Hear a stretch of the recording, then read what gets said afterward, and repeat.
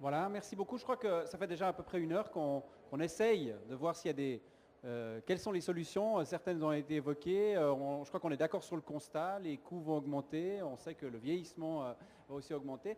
C'est peut-être maintenant le temps de passer la parole à la salle. Je ne sais pas s'il y a des questions, toutes questions, qu'elles soient sur la thématique d'aujourd'hui, sur le domaine de la santé évidemment. L'un ou l'autre de nos invités, on a quelqu'un de Santé Suisse, on a différents responsables politiques.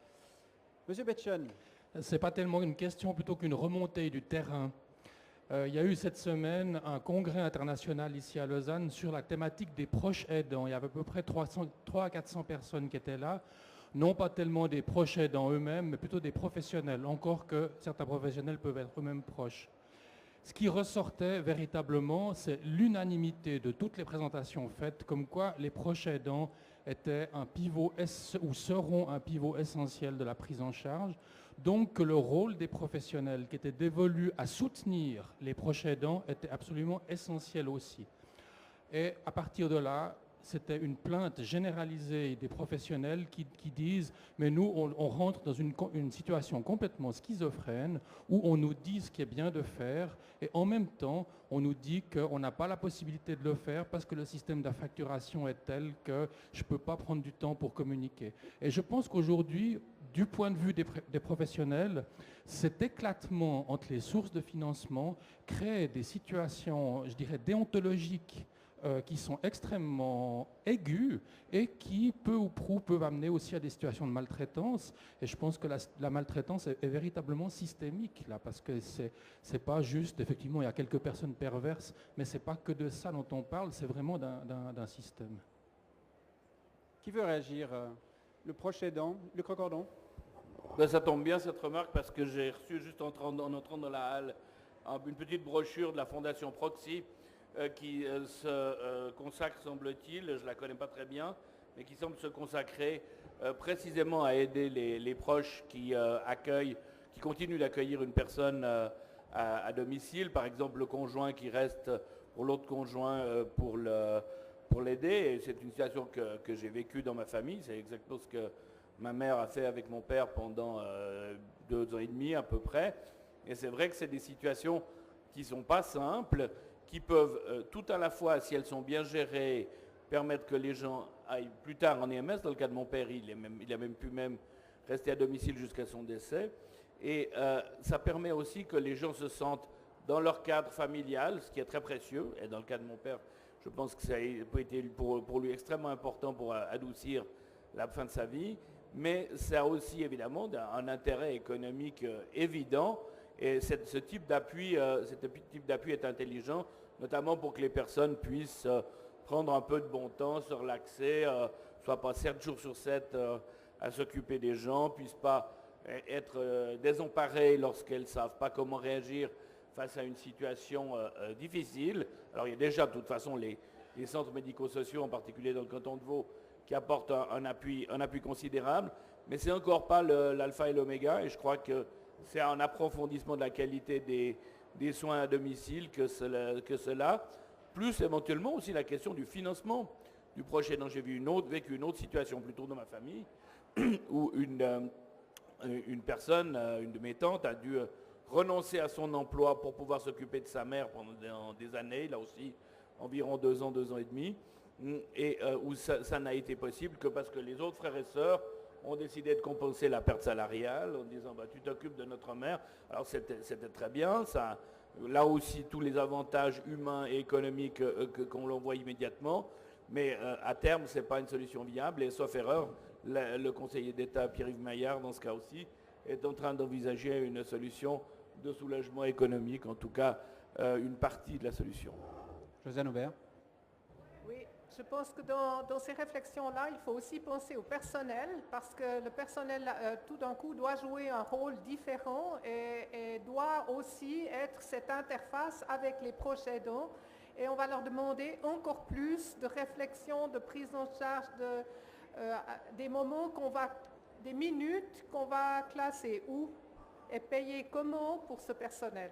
Donc je pense qu'on va se situer dans une évolution de la société, c'est vraiment une évolution sociétale où les réflexions devront être prises différemment avec des nouvelles approches, tout spécialement pour les professionnels responsables de faire cette interaction, cette interface. Toujours sur cette question du proche aidant, Tristan Gratier.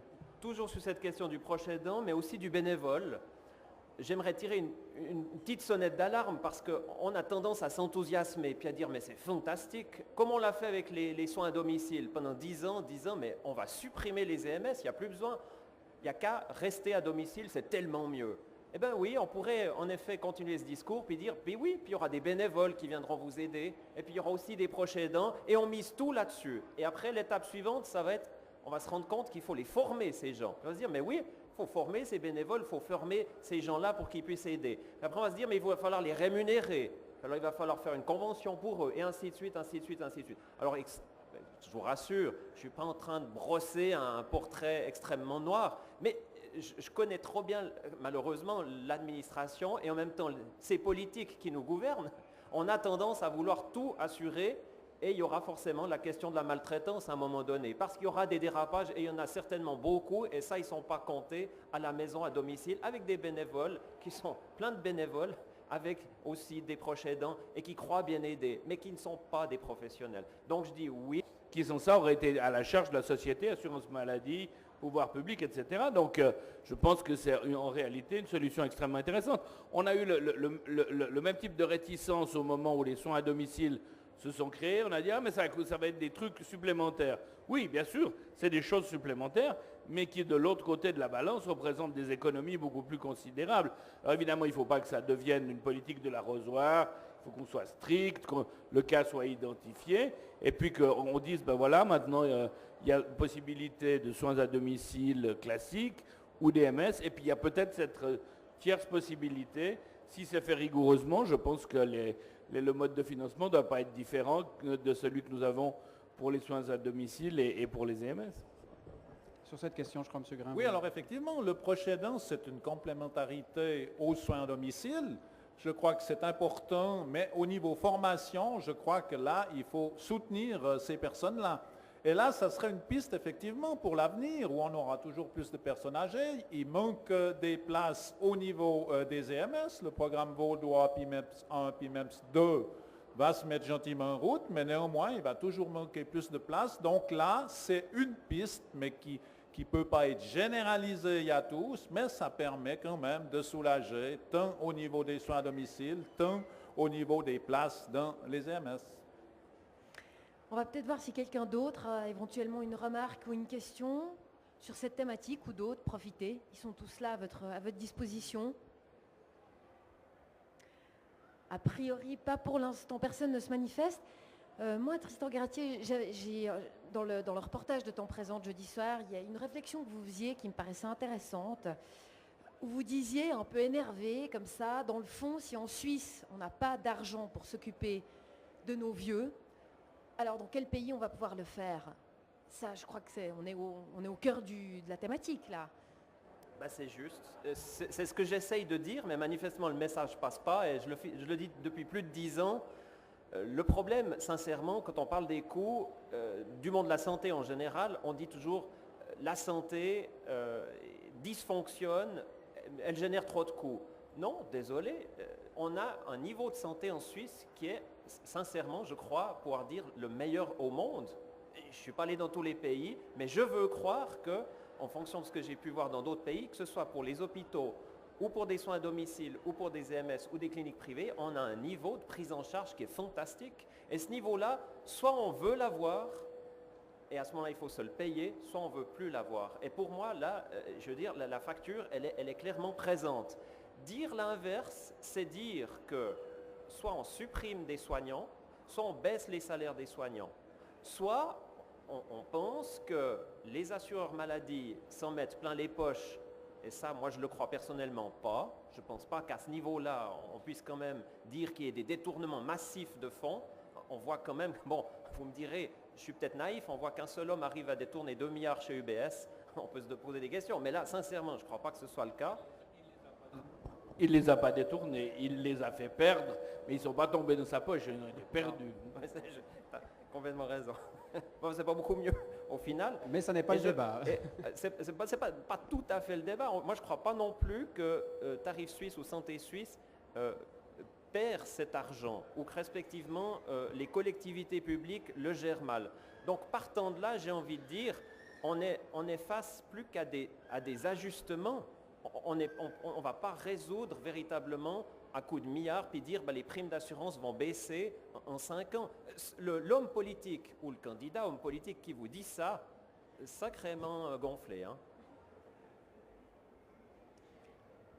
Est-ce qu'on retourne dans la salle? Est-ce qu'il y a encore une question? Parce qu'on est un peu dans la partie normalement questions-réponses.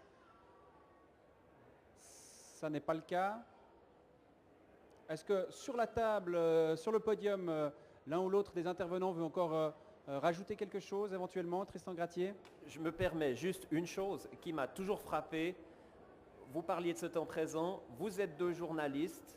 On a, nous, ici, une immense difficulté, c'est que malheureusement, quand on parle du médico-social, que ce soit en EMS ou à domicile, on a le sentiment, malheureusement, que lorsqu'on parle de notre secteur d'activité, ça n'est que pour en dire du mal, de la maltraitance, de la violence, des dérapages, des coups.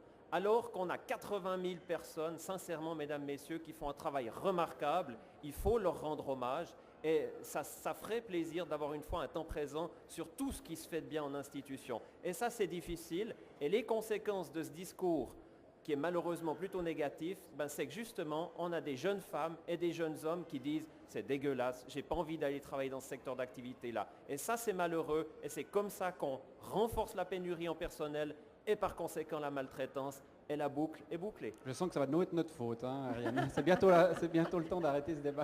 Luc Recordon. Juste une remarque. Non, c'est une remarque qui est complémentaire à ce que vient de dire avec pertinence Tristan Gratier. Je voulais dire, on a souvent l'impression que parce que les primes d'assurance maladie sont élevées, la santé coûte trop cher. Mais moi, je ne crois pas. On a un peu plus de 10% du produit intérieur brut dans notre pays. On est le seul pays au monde pour qu'il soit aussi élevé, l'autre étant les États-Unis, qui sont engagés dans la santé. Moi, je pense que c'est de l'argent bien dépensé, parce qu'en général, les prestations sont d'excellente qualité. Le problème des primes d'assurance maladie, c'est le problème de la répartition des coûts que génère cette qualité, qui n'est pas satisfaisante, à mon avis. On y reviendra certainement au fil des années, mais il ne faut pas jeter le bébé avec l'eau du bain. Ce n'est pas parce que la facture est mal répartie que les prestations ne sont pas bonnes, bien au contraire. Merci beaucoup. Merci à tous d'avoir participé à cette table ronde. Merci à vous de nous avoir écoutés, peut-être un ou deux depuis tôt ce matin, enfin 11h ce matin, tout ou partie de cette journée consacrée au monde médico-social. Merci, encore des stands et tout. Et puis si jamais vous voulez aborder nos invités juste maintenant, vous pouvez le faire. Excellente soirée, excellente fin de journée à vous. Au revoir.